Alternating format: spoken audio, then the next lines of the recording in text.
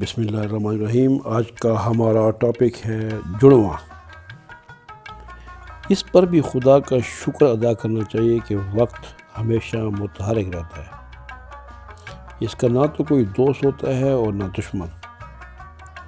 کسی پر وقت آنا اور کسی کا وقت ہونا دونوں الگ معنی رکھتے ہیں۔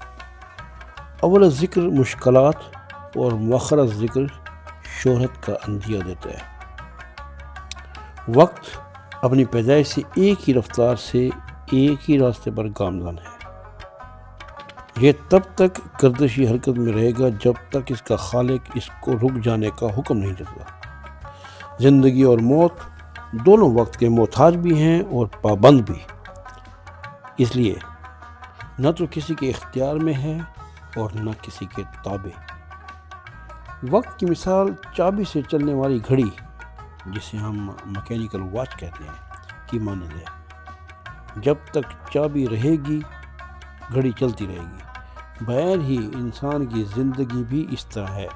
جو ہی پیدا ہوتا ہے اس کی گھڑی کی ٹک ٹک شروع ہو جاتی ہے اور ساتھ ساتھ مقررہ وقت کی الٹی گنتی بھی شروع ہو جاتی ہے، کیونکہ زندگی کی گنتی ہمیشہ الٹی ہوتی ہے۔ اور جو ہی وقت ختم ہو جاتا ہے تو پھر نہ گھڑی رہتی ہے، نہ چابی اور نہ ٹک ٹک۔ کمال تو یہ ہے کہ یہ گھڑی، چابی اور ٹک ٹک نہ تو دکھائی دیتے ہیں، نہ محسوس ہوتے ہیں اور نہ ہی سنائی دیتے ہیں۔ اور اس سے بھی حیران کن بات یہ کہ اس گھڑی اور چابی کی نہ تو کوئی کاپی ہو سکتی ہے اور نہ ہی کوئی جڑواں۔